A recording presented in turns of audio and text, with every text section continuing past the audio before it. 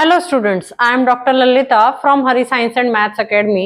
आप सबको पता है कि आपकी मैथ्स की न्यू बुक जो है वो मार्केट में आ चुकी है, दैट इज गणित मंजरी पार्ट 1 ओनली, जिसके अंदर 8 चैप्टर्स हैं। चैप्टर नंबर 1 जो है वो कोऑर्डिनेट ज्योमेट्री है और इसके अंदर कुछ चेंजेस होने थे, इसलिए हमने क्या किया है, इसको लेट कवर किया है। बट ऑलरेडी 3 चैप्टर्स की वीडियोस जो हैं वो आपके YouTube channel of Hari science and maths academy पे अवेलेबल हैं। आप उनको देख सकते हैं और अपने प्रॉब्लम्स को सॉल्व कर सकते हैं। Now the new topic that is introduced in the coordinate geometry that we are going to discuss today. Coordinate geometry के प्रीवियस लेक्चर के अंदर हमने उसका बेसिक कंसेप्ट जो है वो स्टडी कर लिया था। अब बात करते हैं जो न्यू टॉपिक्स कोऑर्डिनेट ज्योमेट्री के अंदर इंट्रोड्यूस हुए हैं उनके बारे में। So the very first topic in that is how to find the distance when a line segment is provided to you. ठीक है, जब आपको एक लाइन सेगमेंट प्रोवाइडेड होगी तो उस केस में आप कोऑर्डिनेट ज्योमेट्री में उसका डिस्टेंस कैसे फाइंड आउट करेंगे। देखो, कोऑर्डिनेट ज्योमेट्री में हम सबसे पहले क्या करते हैं, एक्सेस जो है उसको ड्रॉ करते हैं। One is x axis and another one is the y axis, जो मैंने प्रीवियस क्लास में भी बताई थी। This is known as x axis, ठीक है, and this is known as y axis. अब हमारे पास ये जो होता है ये क्या होता है, ओरिजिन। इक्वी डिस्टेंस पे मैं इसमें पॉइंट की वैल्यूज मार्क करती हूँ, 1 2 3 4 एंड 5, राइट। सिमिलरली इस साइड में मार्क करूंगी। ये सारे कंसेप्ट ऑलरेडी मैं फर्स्ट लेक्चर के अंदर बता चुकी हूँ, -1 -2 -3 -4 एंड -5, राइट। यहाँ पर पॉइंट आएंगे 1 2, ये सब इक्वी डिस्टेंस होंगे। और कोऑर्डिनेट ज्योमेट्री के जनरली क्वेश्चंस जो है वो सॉल्व किए जाते हैं ग्राफ पेपर पर मैं बोर्ड पर ग्राफ पेपर जो है वो ड्रॉ नहीं कर सकती, तो मैं क्या कर रही हूँ, इक्वी डिस्टेंस पे मार्किंग करके आपके लिए एक ग्राफ पेपर टाइप का क्रिएट करने की ट्राई कर रही हूँ। ठीक है, ग्राफ पेपर जो है उसमें तो आपकी बिल्कुल स्मॉल मार्किंग्स भी होती है 1 mm पर भी, बट इतनी स्मॉल मार्किंग्स में यहाँ ड्रॉ नहीं कर सकते ना।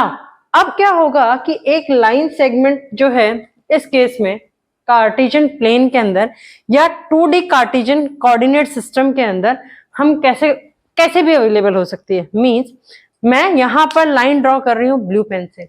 एक लाइन है that is drawn from this point is W1 and this point is W2, ठीक है। अब W1 से W2 यानी कि मेरे को जो लाइन सेगमेंट मैंने ड्रॉ किया W1 W2, इस लाइन सेगमेंट के मुझे क्या निकालने हैं, पॉइंट्स निकालने हैं। अब एक्स एक्सिस पर हमें पता है कि एक्स एक्सिस पर क्या होता है, y जो होता है दैट इज इक्वल टू 0, वो क्या होता है, 0 के इक्वल होता है। और y एक्सिस पर जो x होता है दैट इज इक्वल टू 0, वो किसके इक्वल होता है, 0 के इक्वल होता है। अब अगर मेरे को डिस्टेंस कैलकुलेट करना है W1 एंड W2 का, सो W1 के जो कोऑर्डिनेट्स हैं वो मेरे पास क्या हो गए, 2, 0, ये कोऑर्डिनेट्स हो गए। एंड W2 के कोऑर्डिनेट्स जो हैं वो क्या हो गए, 4, 0। बट यहां अगर आप देखोगे तो क्या होगा, y की वैल्यू जो है दैट इज सेम, वो क्या है आपकी सेम है। तो यहाँ आप डिस्टेंस मतलब लाइन सेगमेंट की वैल्यू जो है वो डायरेक्टली भी कैलकुलेट कर सकते हैं, means higher value W2 minus W1। So आपकी वैल्यू यहां पर क्या आ जाएगी, डिस्टेंस बिटवीन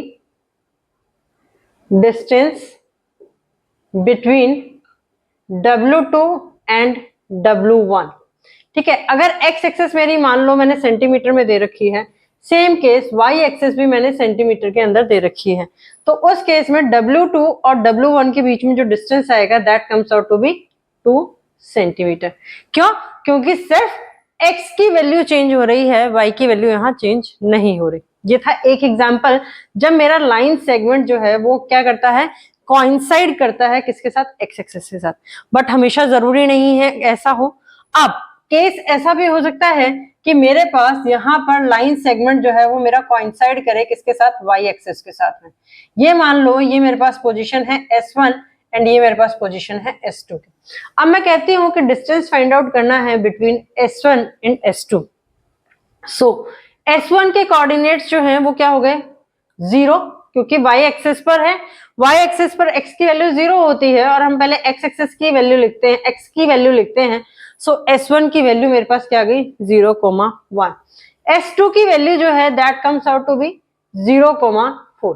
अब यहां देखोगे तो आपके क्या हो रहा है कि x की वैल्यू जो है that comes out to be 0, वो क्या आ रही है 0 आ रही है, बट y की वैल्यू जो है वो आपकी क्या हो रही है चेंज हो रही है। सो यहां पर भी अगर आपको डिस्टेंस निकालना हो, distance between S2 and S1, सो आप कैसे निकालोगे, क्योंकि x की वैल्यू चेंज नहीं हो रही है, so that comes out to be 4 - 1 and this is equal to 3 centimetre. ठीक है, लेकिन ये अब हमेशा जरूरी नहीं है कि आपकी लाइन जो है वो x एक्सिस के साथ x एक्सिस के साथ जो है वो कोइंसाइड करेगी या y एक्सिस के साथ कोइंसाइड करेगी। लाइन जो है वो आपकी प्लेन के अंदर कहीं पर भी हो सकती है। सपोज करो लाइन जो है उसके कोऑर्डिनेट, एक लाइन मैंने ड्रॉ करी एंड उसके कोऑर्डिनेट्स थे मेरे पास, सॉरी लाइन में ड्रॉ करती हूं एंड उसकी वैल्यू जो आती है दैट इज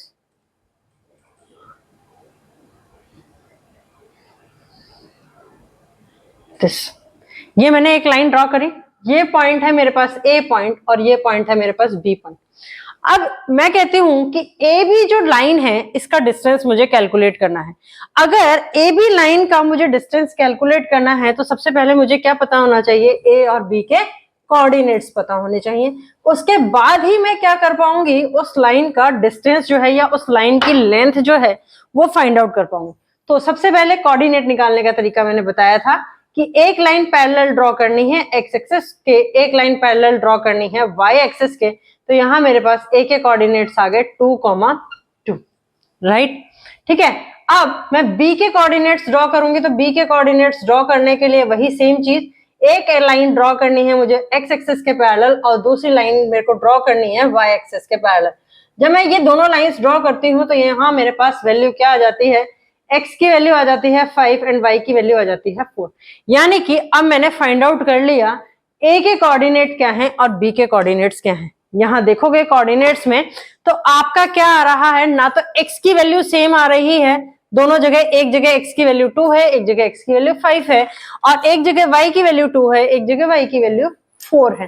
तो अब हम क्या करेंगे, अगर मेरे को कहा जाता है कि find the length of, question मुझे दिया गया find the length of or the distance between A and B। मान लो मेरा क्वेश्चन ये था, तो मैं क्या करती हूं, यहां पर मैंने A के जो कोऑर्डिनेट्स आए मेरे पास वो क्या आए 2,2। Let this is equal to A जो है इसकी वैल्यू कितनी आ गई x1, y1। ठीक है, अब दूसरा क्या है, बी कोऑर्डिनेट है, बी के कोऑर्डिनेट्स की वैल्यू क्या है 5,4 and that is equal to x2, y2। ठीक है, क्योंकि सेम नहीं है x2, y2। अब डिस्टेंस जब इस तरीके का फाइंड आउट करना हो तो डिस्टेंस का फॉर्मूला हम कैसे निकालते हैं, डिस्टेंस का फॉर्मूला निकालने की बजाय हम कंसेप्ट को समझने की कोशिश करते हैं कि कंसेप्ट एक्चुअली क्या है। अब देखो यहां से मैं इस लाइन को एक्सटेंड कर दूं, कहां पर, इस पॉइंट पर, तो ये लाइन जो है ये मेरी पैरेलल टू एक्स एक्सिस है, ये line parallel to y axis है। तो मेरा ये एंगल जो बन गया ये क्या बन गया, 90 डिग्री का एंगल बन गया। 90 डिग्री का एंगल बन गया तो मेरे पास ये ट्रायंगल ABC जो है दैट इज बिकमिंग, वो मेरे पास क्या बन जाएगा, राइट एंगल ट्रायंगल बन जाएगा। राइट एंगल ट्रायंगल बनने के बाद अगर मैं इस C के कोऑर्डिनेट्स निकालूंगी तो C के कोऑर्डिनेट्स मेरे पास क्या आ जाएंगे 5,2 आ गए। अब देखो C का कोऑर्डिनेट, x कोऑर्डिनेट डिफरेंट है, y कोऑर्डिनेट क्या है सेम है, तो यानी कि AC की जो लेंथ आई वो मेरे पास कितनी आ गई 3 यूनिट्स, यानी कि 3 सेंटीमीटर आ गई। अब BC की देखेंगे तो BC में मेरा x की वैल्यू जो है वो क्या है सेम है और y की वैल्यू जो है वो क्या है डिफरेंट है, तो यानी CB की जो डिस्टेंस आ गया that comes out to be 4 - 2 is 2 centimetre. अब यहां पर अगर मैं फॉर्मूला लगाऊं राइट एंगल ट्राइंगल का, किसका? ट्राइंगल का, राइट एंगल ट्राइंगल का, यानी कि ABC। राइट एंगल ट्राइंगल में हम क्या यूज करते हैं? पाइथागोरस थ्योरम यूज करते हैं। और पाइथागोरस थ्योरम क्या कहती है? हाइपोटेन्यूज का square is equal to two side का square, that is AC square plus BC का स्क्वायर, ये कहती है। अब AC का स्क्वायर, AC कितना दे रखा है मुझे? 3 सेंटीमीटर दे रखा है, तो दिस इज 3 का स्क्वायर, प्लस BC जो है दैट इज 2 सेंटीमीटर का स्क्वायर, जो कैलकुलेट करके आया, तो दिस इज 2 का स्क्वायर। तो 3 का स्क्वायर इज 9 एंड 2 का square is 4, so this comes out to be 13। तो AB की जो लेंथ आएगी that is equal to square root of 13 centimetre. एक मेथड तो मेरे पास ये है। दूसरा मेथड क्या है? डिस्टेंस का फॉर्मूला डायरेक्टली अगर मुझे कैलकुलेट करना है तो डिस्टेंस क्या हो जाएगा? मुझे क्या निकालना था? AB का डिस्टेंस निकालना था। B की वैल्यू क्या थी? x2 and y2। A की वैल्यू क्या थी? x1 and y1। x2 की वैल्यू x1 से ज्यादा है, y2 की वैल्यू y1 से ज्यादा है, तो यहां पर डिस्टेंस जो आएगा that is square root of x2 minus x1 का square plus y2 minus y1 का स्क्वायर। यही चीज है जो हमने अप्लाई की है, बट यहां पर मैंने ये राइट एंगल ड्रॉ नहीं किया है।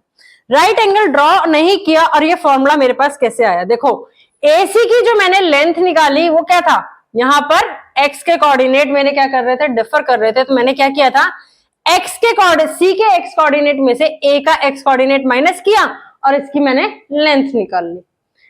और सिमिलरली जब मैंने BC की लेंथ निकाली थी तो मेरे पास x कोऑर्डिनेट सेम था और y कोऑर्डिनेट वेरी कर रहा था, तो मैंने क्या किया? B के y कोऑर्डिनेट में से C के y कोऑर्डिनेट की वैल्यू को माइनस कर दी। तो वही चीज यहां पर है, जब मैंने डिस्टेंस निकालना है तो मैं वही सेम चीज है x2। अब x2 की वैल्यू कितनी है?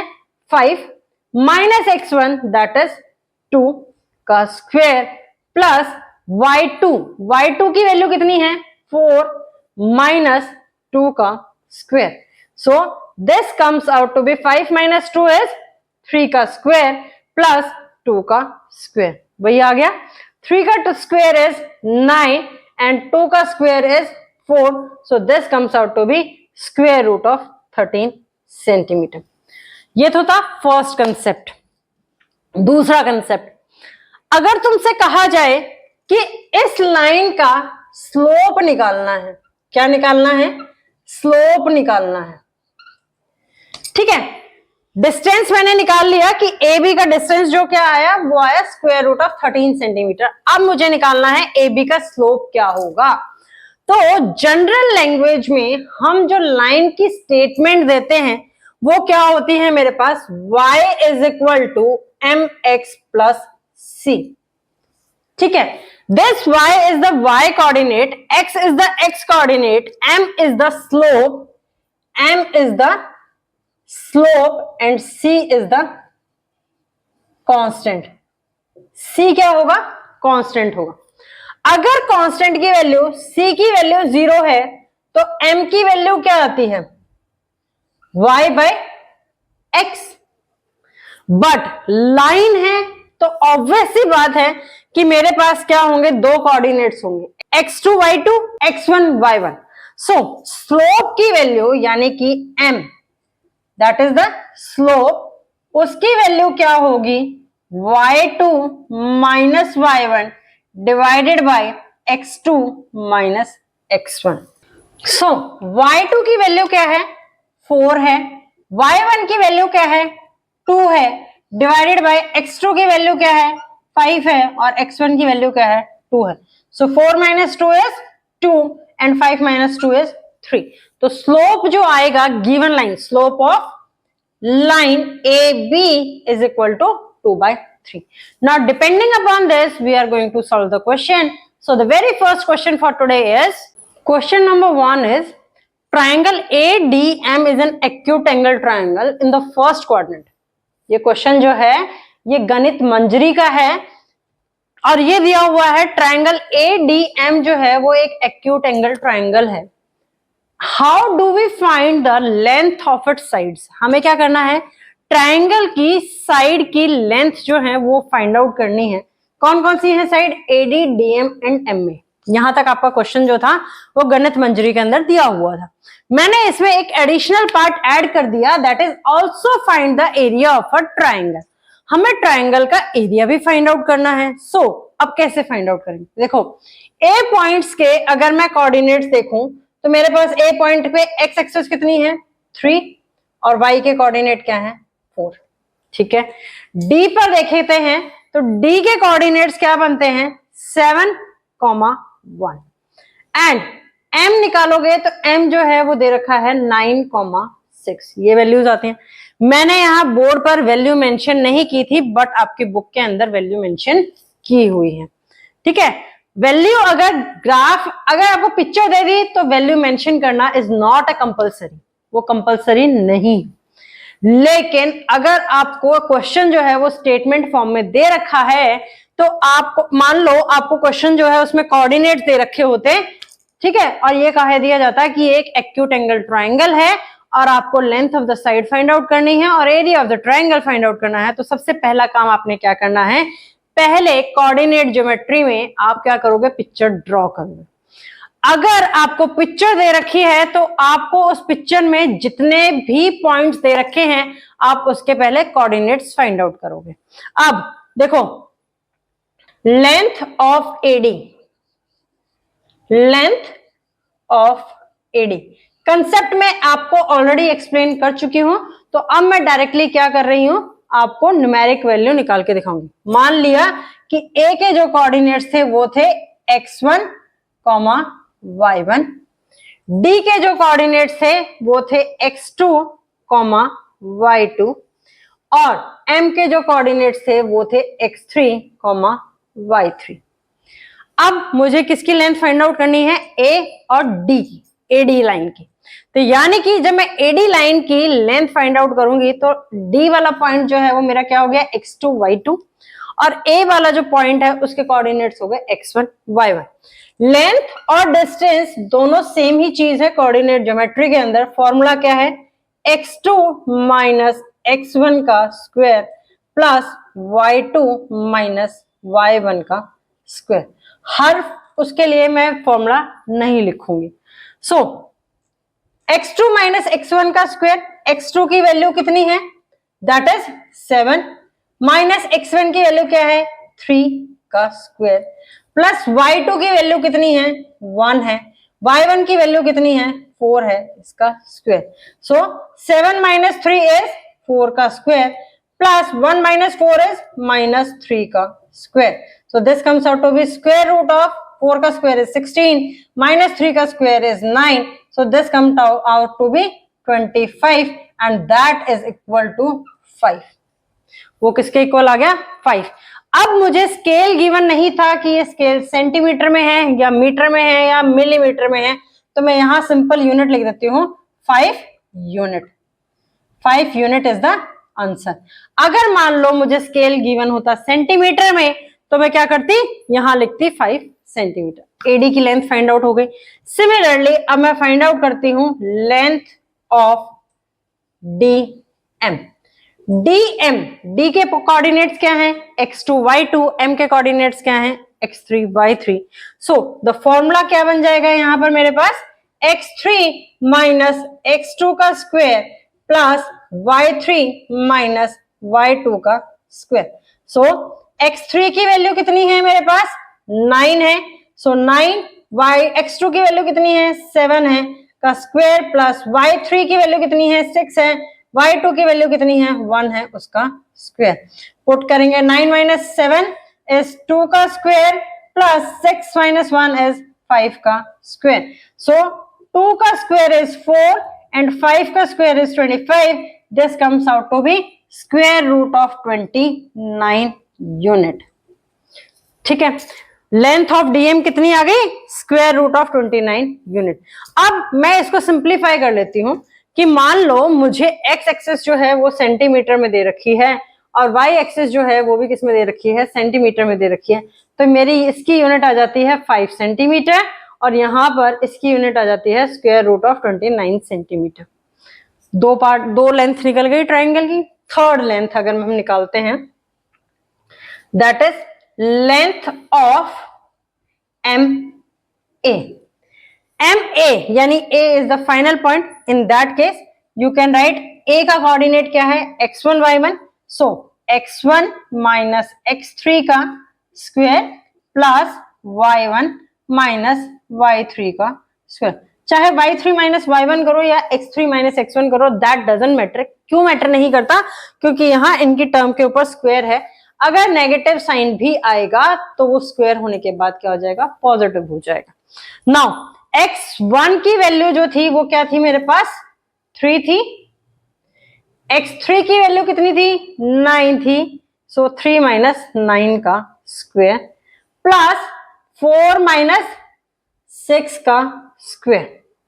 3 माइनस 9 का स्क्वायर इज 6 का square plus 4 minus 6 is minus 2 का स्क्वायर। 6 का स्क्वायर इज 36 प्लस माइनस 2 का square is 4. So this comes out to be square root of 40 centimetre. Length of MA किसके इक्वल आ गया मेरे पास, स्क्वायर रूट ऑफ 40 सेंटीमीटर के equal. ठीक है, यहां तक मेरा फर्स्ट पार्ट तो सॉल्व हो गया जितना बुक के अंदर दे रखा था लेंथ फाइंड आउट करने का। अब जो एडिशनल पार्ट मैंने क्वेश्चन के अंदर ऐड किया है कि find the area of the triangle. अब मैडम आपने एरिया फाइंड आउट करने का तो फॉर्मूला बताया नहीं, तो एरिया कैसे फाइंड आउट करेंगे, एरिया फाइंड आउट करने का फॉर्मूला मैं अब बताती हूं। So area of a triangle, area of a triangle, वैसे जनरली जो आपने पढ़ा था वो क्या था, 1/2 base multiply by height. But इसमें कैसे कैलकुलेट करोगे, ये तो एक्यूट एंगल ट्राइंगल है ना, तो यहाँ कैलकुलेट नहीं कर सकते। ऊपर से हमें दो कोऑर्डिनेट्स दे रखे हैं, एक्स कोऑर्डिनेट भी दे रखा है, वाई कोऑर्डिनेट भी दे रखा है एक पॉइंट का। तो यहाँ पर हम फॉर्मूला यूज करते हैं 1/2 जो है वो एज इट इज रहता है, मल्टीप्लाई बाय, जब x1 लोगे तो y के कोऑर्डिनेट्स कौन से होंगे, जो आपके पास बाकी दो कोऑर्डिनेट्स हैं। ठीक है, सो y2 माइनस y3, ठीक, प्लस x2 लोगे तो कौन से कोऑर्डिनेट्स बन गए, y3 minus y1, plus x3 लेंगे तो आपके पास कोऑर्डिनेट्स कौन से बन गए, y1 minus y2।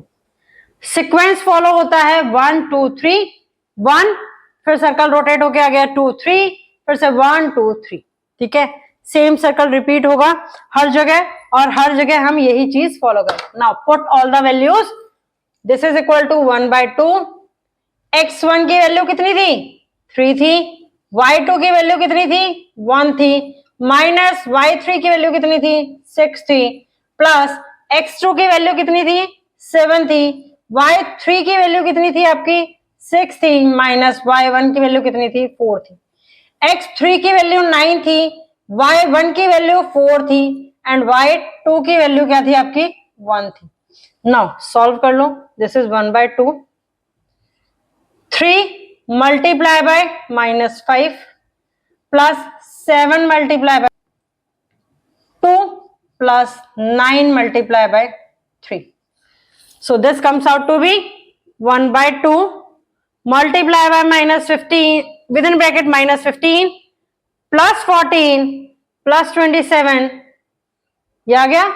So this comes out to be -15 है, -15 को मैं माइनस करूंगी तो मेरे पास यहाँ पर इस पूरे ब्रैकेट में से क्या बन जाएगा, 26 divided by 2, so that comes out to be 13 centimeter square. 13 centimeter square is the area of this particular triangle.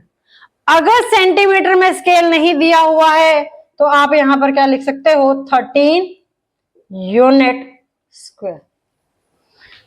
ठीक है, इसके बेसिस पर आप क्वेश्चन सॉल्व करो। देखो 9th क्लास में आप आ गए हैं तो डोंट एक्सपेक्ट द टीचर कि आपको वो स्पून फीडिंग करे, उसमें आपका ही नुकसान है। अब मैं यहाँ पर गणित मंजरी के एक एक क्वेश्चन जो है वो सॉल्व करवा सकती हूँ, बट प्रॉब्लम क्या होगी, आपको अपने ऊपर कॉन्फिडेंस ही नहीं आएगा कि अगर मुझे बुक से बाहर कोई क्वेश्चन आ जाए तो मैं उसको सॉल्व कर सकता हूं। ठीक है, इसीलिए मैं यहां पर एक एक क्वेश्चन सॉल्व नहीं करवाऊंगी। मैं सिर्फ यहां पर एक्सरसाइज के अंदर जो कंसेप्ट पूछे गए हैं सिर्फ वो कंसेप्ट एक्सप्लेन करूंगी। आप क्वेश्चन अपने आप से करेंगे और जिस भी क्वेश्चन के अंदर आपको प्रॉब्लम आती है please upload the question number in the comment box कि मैडम ये क्वेश्चन मुझसे सॉल्व नहीं हुआ। और इससे भी ज्यादा अगर आप चाहते हैं कि मैं आपके सॉल्यूशन के अंदर कोई गलती फाइंड आउट करूं तो बेटर है कि आप अपने सॉल्यूशन की पिक साथ में अपलोड कर दें कि आपकी मिस्टेक कहां पर है। Now moving to the next type of the problem. Question number 2 is the following table shows the coordinates of S M and T. 3 points हैं एस एम एंड टी और तीनों के कोऑर्डिनेट्स जो है वो शो कर रही है ये table. Now in each case state whether m is the midpoint of the segment st।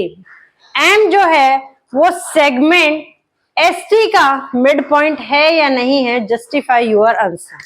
आप अपने आंसर को जस्टिफाई करेंगे। देखो फर्स्ट वैल्यू जो दे रखी है उसमें निकालना बहुत आसान है। क्यों आसान है? क्योंकि इसमें एक कोऑर्डिनेट जो है वो s और t दोनों के अंदर क्या है सेम। अब आपको बताना है कि m is the mid point of segment st। Segment st का जो है वो मिड पॉइंट m है या नहीं है। Justify your answer. So first 3 columns में तो आपको s m और t के कोऑर्डिनेट वैल्यूज दे दी। फोर्थ कॉलम में आपको बताना है कि m जो है वो मिड पॉइंट है st का या नहीं है। सिर्फ यस और नो में आंसर देना है एंड देन उसके बाद आपको अपना रीजन जो है वो जस्टिफाई करना है। So -3,0 is the point and graph पे अगर मैं ड्रॉ करूंगी this is the graph. This is y axis, this is x axis, this is 1 2 3, here it is -1 -2 and -3। Coordinates क्या थे? s के कोऑर्डिनेट्स हैं -3,0 यानी कि ये पॉइंट है मेरे पास s और ये point 3,0 is the point of t। ये किसका है? t का पॉइंट है। सेगमेंट लाइन सेगमेंट अगर मैं ड्रॉ करती हूं तो लाइन सेगमेंट जो आती है वो क्या आती है मेरे पास?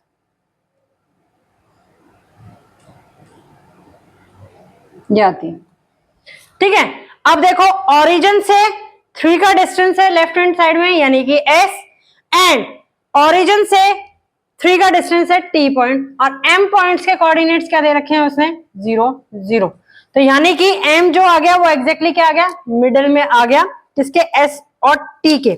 तो yes you can say that m is the mid point of st segment. Reason for your answer because m say जो डिस्टेंस है t का वो भी सेम है एंड m से जो डिस्टेंस है s का वो भी सेम है। Because sm is equal to mt या you can say the distance of sm is equal to distance of mt। The distance of sm is equal to distance of mt। इसीलिए m जो हो गया वो मेरे पास क्या हो गया? मिड पॉइंट हो गया। यहां निकालना आसान था क्योंकि एक कोऑर्डिनेट जो था वो क्या था आपका? 0 था।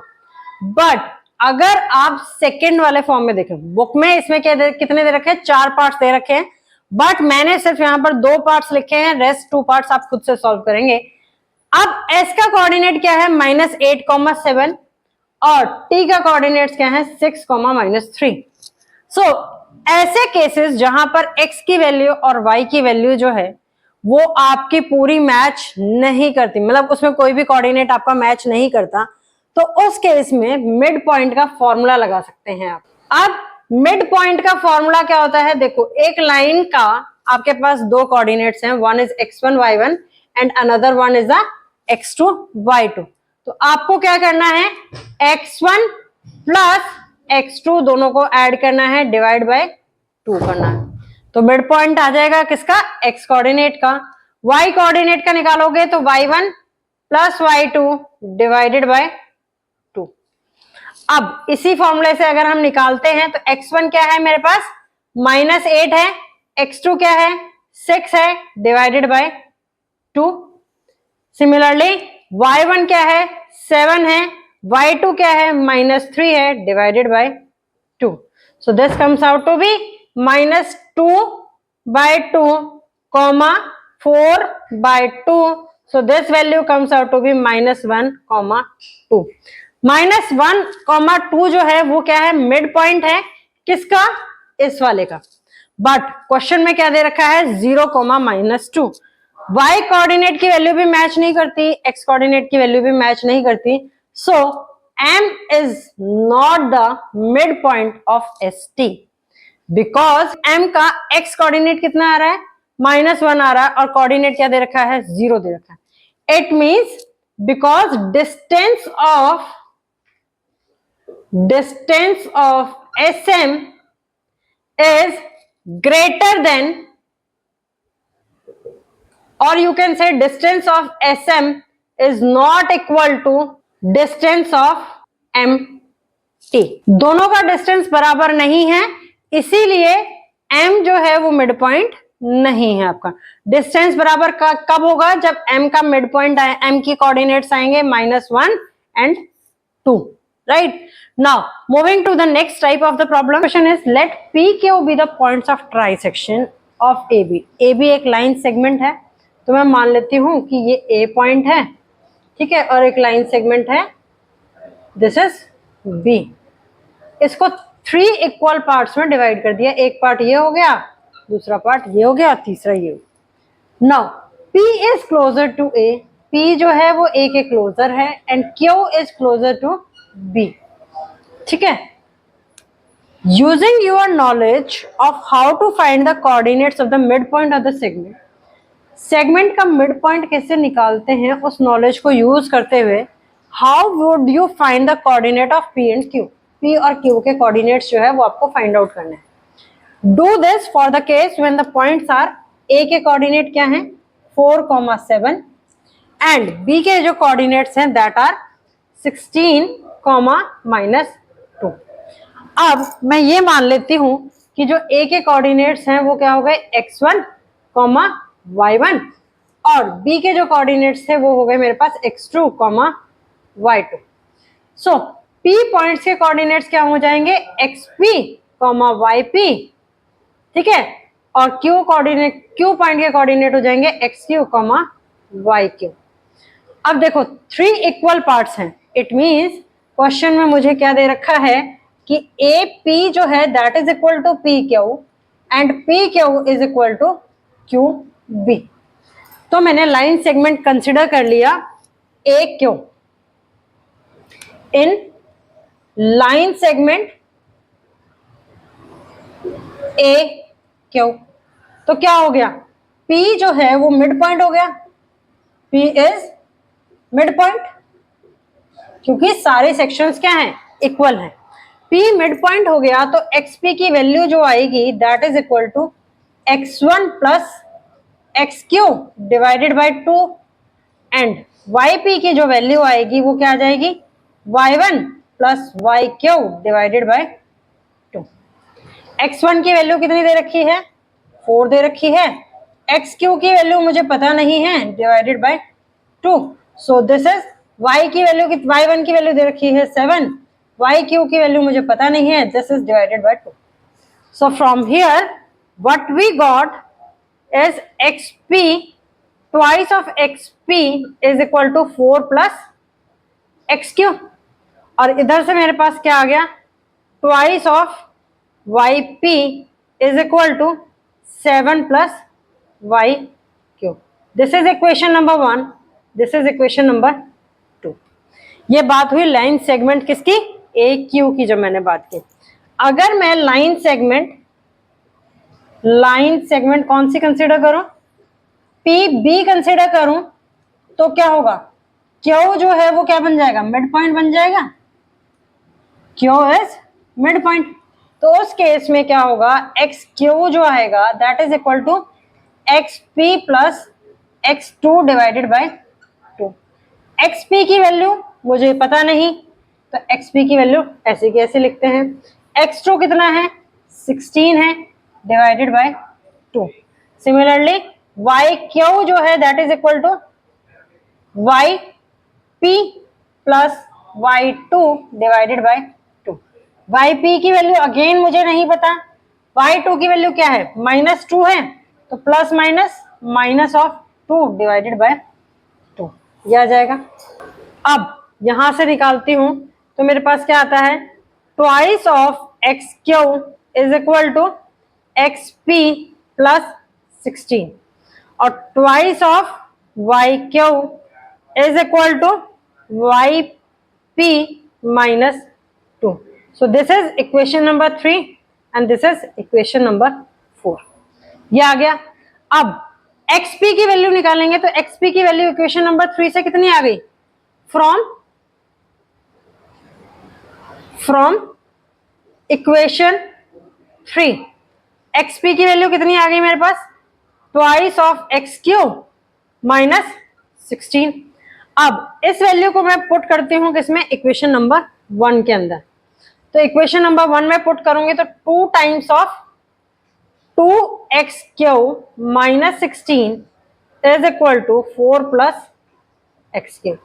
अब ये इक्वेशन बन गई, equation linear equation in one variable. So this comes out to be 4 times of x³ minus x³ is equal to 4 plus 16 to the 32। So this is 3 times of x³ is equal to 36 and from here xq is equal to 1 to 12। xq की value आ गई 12। xq की value जो 12 आई वो इस equation के अंदर put कर देते हैं, ठीक है, या किसी और इक्वेशन नंबर 1 में पुट कर देते हैं। इक्वेशन 1 में ये वैल्यू पुट करने से मेरे पास क्या बनेगा, 2 times of xp is equal to 4 plus 12।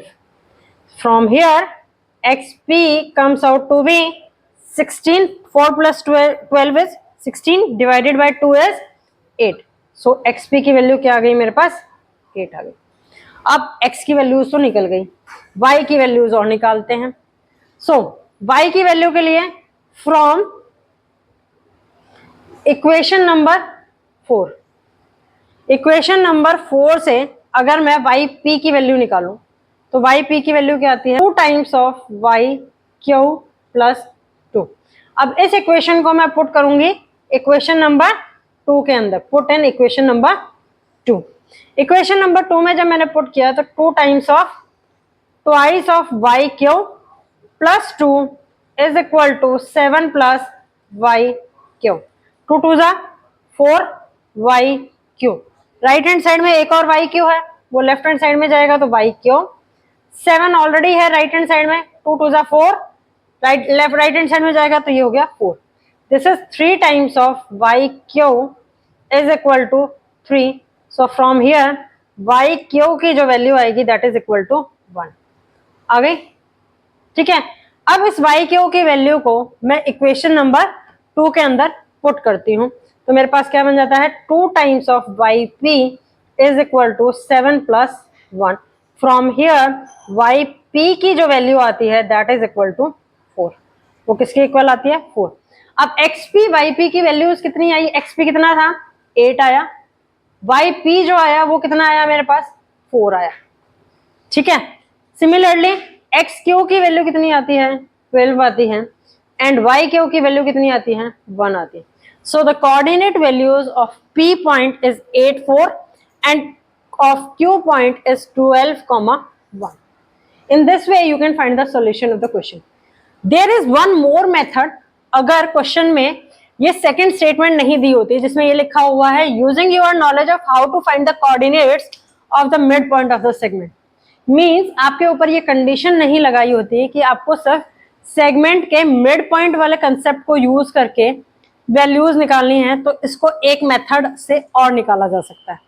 So the another method for the same question, अब क्वेश्चन के अकॉर्डिंग क्या था कि ए पी जो है that is equal to P Q and P Q is equal to Q B, ठीक है। एक लाइन सेगमेंट थी, उसको इक्वल इक्वल रेशियोज में डिवाइड किया था। मान लिया कि ये रेशो भी 1 है, ये रेशो भी 1 है और ये रेशो भी 1 है। एक line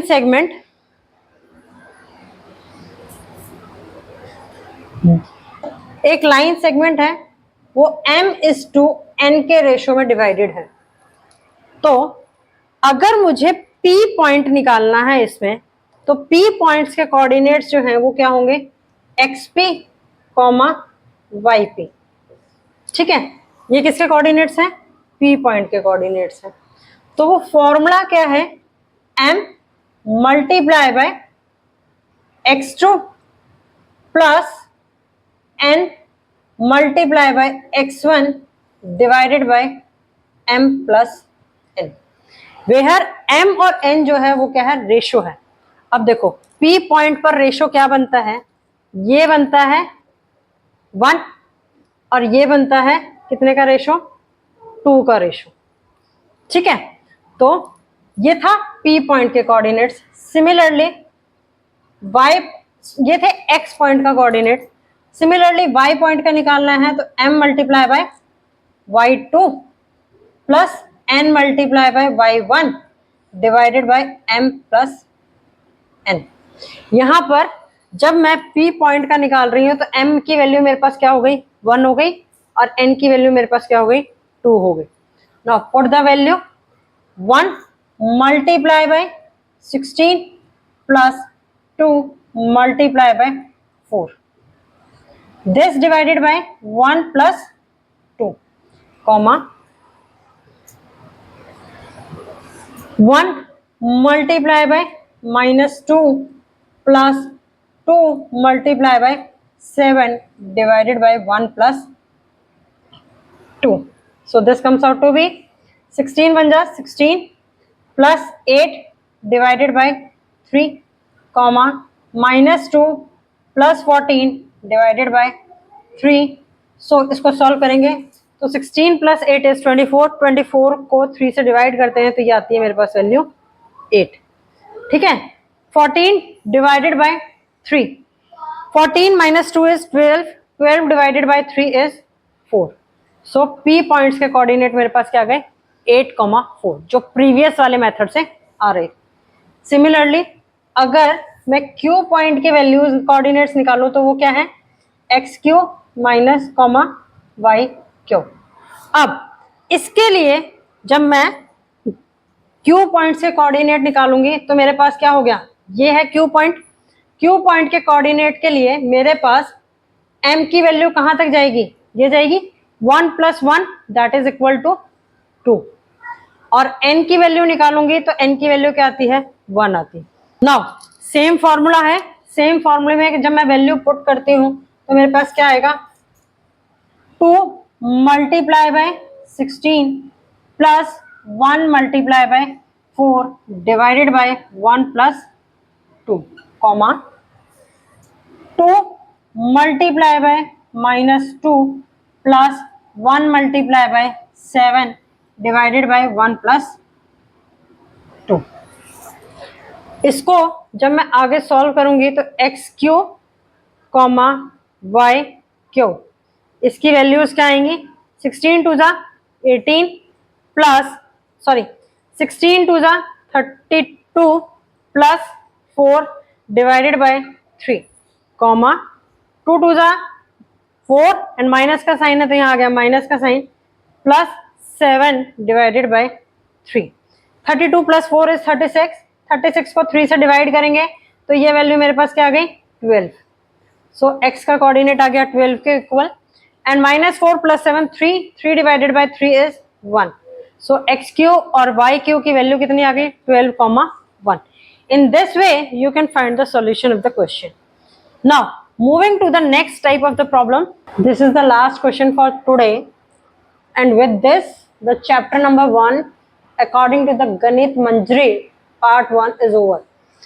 Question is given the points, 3 points दे रखे हैं आपको। A point that is equal to, उसके कोऑर्डिनेट्स, A पॉइंट के कोऑर्डिनेट्स है 1, -8, B पॉइंट के कोऑर्डिनेट्स है -4, 7 एंड C पॉइंट के कोऑर्डिनेट्स है -7, -4। Show that they lie on a circle, एक सर्कल के ऊपर लाई करते हैं। तो कोऑर्डिनेट ज्योमेट्री का क्वेश्चन है तो सबसे पहले मैंने क्या किया, एक सर्कल ही ड्रॉ कर लिया। इसका सेंटर है, सेंटर से ये क्या होगा आपका, रेडियस होगा r, राइट। नाउ अब हमें शो करना है कि ये सारे पॉइंट जो है वो एक सर्कल के ऊपर लाई करते हैं और सर्कल का नाम क्या है, के। Center, whose center is the origin, center क्या दे रखा है इसका, 0,0 दे रखा है। बट इन केस अगर ये 0,0 नहीं दिया होता तो मैंने मान लिया कि इसका सेंटर क्या होता, h, a, k। ठीक है, दो कोऑर्डिनेट्स होते हैं h, k। अब ये मैंने दो कोऑर्डिनेट्स क्यों मांगे, जब मैं सर्कल की बात कर रही हूँ तो मुझे सर्कल की इक्वेशन जो है वो आपके साथ एक बार बेसिक फॉर्म में डिस्कस करनी पड़ेगी। सर्कल की इक्वेशन क्या होती है, x माइनस h का square plus y minus k का square is equal to r square. क्योंकि यहाँ क्वेश्चन में h और k की वैल्यू क्या है, 0, 0 है, तो ये इक्वेशन मेरे पास रिड्यूस हो जाएगी किसमें, X square plus Y square is equal to R square, जहां पर आर जो है वो क्या है, radius of the circle. But question में मुझे रेडियस ऑफ द सर्कल भी नहीं दिया हुआ, तो अब मैं प्रूफ कैसे करूंगी कि ये सारे पॉइंट्स जो हैं वो सर्कल के ऊपर लाई करते हैं। अगर इन सारे पॉइंट्स का आर जो है, डिस्टेंस जो है वो मेरे पास क्या आ जाए, सेम आ जाए, मीन्स अगर मैंने यहाँ कोई पॉइंट लिया, मान लो ये ए पॉइंट लिया, इसका ओरिजिन से डिस्टेंस क्या होगा, सेम होगा, इक्वल टू आर। ये कोई पॉइंट लिया बी, ठीक है, इसका डिस्टेंस रेडियस से क्या, ओरिजिन से क्या होगा, या सेंटर ऑफ द सर्कल से क्या होगा, सेम होगा। ए पॉइंट का भी डिस्टेंस जो है वो सेंटर से क्या होगा, सेम होगा। सिमिलरली सी, कितने ही पॉइंट्स आप कंसिडर कर लो, उन सब का डिस्टेंस जो है वो सेंटर ऑफ द सर्कल से क्या होगा, सेम होगा। सो यहाँ पर मैं पुट करती हूँ a के लिए वैल्यूज। a के लिए क्या है, x की वैल्यू 1 है, सो 1 का स्क्वायर प्लस y क्या है, दैट इज इक्वल टू -8 का square is equal to r square होना चाहिए। सो दिस इज 1 प्लस -8 का square is 64, this is equal to r square. So this comes out to be 65। एक value आ गई किसके लिए, फॉर r, a के लिए। अब b के लिए निकालते हैं। b के लिए भी a की वैल्यू क्या है, -4 है, x की वैल्यू क्या है, -4 है, पुट द वैल्यू -4। y के लिए वैल्यू क्या है, 7 है, y की वैल्यू क्या है, 7 है, तो 7 का square is equal to r का स्क्वायर। -4 का स्क्वायर इज 16, 7 का square is 49, this is equal to r square. Add करोगे तो ये भी क्या आएगा, 65 आएगा। ठीक है, this is equal to r square. From here r square comes out to be 65। तो इसका मतलब जब r स्क्वायर की वैल्यू यहाँ भी 65 आ रही है और a के लिए भी 65 आ रही है, इट मीन्स ये दोनों पॉइंट तो मेरे सर्कल के ऊपर लाई करते हैं। अब c पॉइंट की बात करते हैं, तो c पॉइंट में x की वैल्यू कितनी है, -7 है, तो -7 का स्क्वायर। y कोऑर्डिनेट की वैल्यू कितनी है, -4 है, that is equal to r का स्क्वायर। -7 का स्क्वायर इज 49 प्लस -4 का square is 16, that is equal to r square, this is equal to 65। तो तीनों पॉइंट्स में r स्क्वायर की वैल्यू जो है वो क्या आई, 65 है। इट मीन्स इसका मतलब ये हुआ कि a b c जो कोऑर्डिनेट्स हमें दे रखे थे, all lie on the circle के। सारे पॉइंट्स जो है वो मेरे सर्कल के ऊपर लाई करते हैं, ये तो शो हो गया। इसी में सेकंड पूछा था, what is the radius of the circle के। सो आर स्क्वायर की वैल्यू मेरे पास क्या आ गई, 65 आ गई। सो यहाँ से अगर मैं आर स्क्वायर की वैल्यू कितनी थी, 65 थी, तो आर की वैल्यू क्या होगी, √65। अब कहोगे स्क्वायर रूट जो है वो प्लस माइनस हो सकता है, बिल्कुल हो सकता है, लेकिन किसी भी सर्कल का रेडियस नेगेटिव में नहीं होगा, तो इसीलिए यहाँ पर रेडियस के आगे मैंने प्लस माइनस का साइन नहीं लगाया। मीन्स प्लस माइनस मैंने इस तरीके से नहीं लिखा, सिर्फ अगर मैंने साइन नहीं लगाया तो इसका मतलब क्या है, जो भी वैल्यू होगी वो सिर्फ पॉजिटिव में होगी। तो रेडियस आया √65 यूनिट्स। ये था first part. Now moving to the second part, given the points D and E। अब आपको दो पॉइंट्स और दे रखे हैं, D एंड E पॉइंट्स। ठीक है, check whether D and E, जो D और E पॉइंट्स हैं वो सर्कल के within the circle lie करते हैं या ऑन द सर्कल लाई करते हैं, या ये पॉइंट्स जो हैं आउटसाइड द सर्कल लाई करते हैं। अब सिंपल सा कंसेप्ट है, R की जो वैल्यू आई थी वो क्या थी, √65 यूनिट्स थी। ठीक है, अगर डी पॉइंट के कोऑर्डिनेट्स क्या है, -5,6। सर्कल की इक्वेशन क्या थी, x² + y² = r²। कौन से सर्कल के लिए, के सर्कल के लिए, क्योंकि सेंटर ऑफ द सर्कल जो था वो क्या था, 0 0 था। x की वैल्यू क्या है, -5 का स्क्वायर, प्लस y की वैल्यू क्या है, 6, तो 6 का स्क्वायर = r²। तो -5 का स्क्वायर इज 25 प्लस 6 का square is 36, this is equal to r²।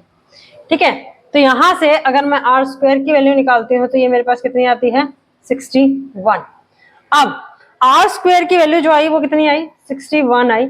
Obvious सी बात है, जब मैं स्क्वायर रूट निकालूंगी यहां से, r इज इक्वल टू क्या आएगा, √61 आएगा। ठीक है, कौन से पॉइंट के लिए, डी पॉइंट के लिए। अब √65 जो है वो मेरा रेडियस था, तो ये वैल्यू उससे कम आएगी तो इट मींस जो डी पॉइंट है वो कहां होगा, सर्कल के अंदर होगा। इसका मतलब ये हुआ कि D point lies with in the circle के, क्योंकि यहां पर आर की वैल्यू जो आ रही है वो क्या आ रही है, एक्चुअल रेडियस से कम आ रही है। अगर एक्चुअल रेडियस से ज्यादा आएगी तो वो आउटसाइड द सर्कल होगा, अगर उसी के बराबर आएगा डिस्टेंस तो मेरे पास क्या आएगा, इक्वल आएगा, सर्कल के ऊपर लाई करेगा। नाउ सेकंड निकाल लेते हैं, दैट इज ई 0,9। 0,9 के लिए सेम इक्वेशन के अंदर अगर मैं पुट करती हूं तो क्या आता है, 0 का स्क्वायर प्लस 9 का square is equal to r²। So from here r comes out to be 9, or you can say r² is equal to 81। But actual में रेडियस ऑफ द सर्कल कितना था, r² कितना था, मेरे पास 65 यूनिट्स था। यहां आ रहा है r² इज इक्वल टू 81। सो ये क्या है, बड़ा है। इट मींस जो ई पॉइंट है, ई point lies outside the circle, outside the circle के। अगर ये इक्वल टू 65 आता तो हम ये कहते हैं कि ये कोऑर्डिनेट जो है वो सर्कल के ऊपर लाई करता है, ऑन द सर्कल लाई करता है। In this way you can find the solution of the question. Try to solve more and more question based on the today's topic. The questions which I covered today all are from the new edition of the mathematics, that is Ganit Manjari. There are many more questions that are provided in this chapter. Try to solve the questions. Still, if you are facing any difficulty in any of the question, you can post your query by commenting the question number with the exercise number, right? Or you can post the photograph of the question in the comment box. Tomorrow I will meet you with a new topic. Till then, please like, share and subscribe the channel for the video notification. Your one share means a lot for the channel. Thank you.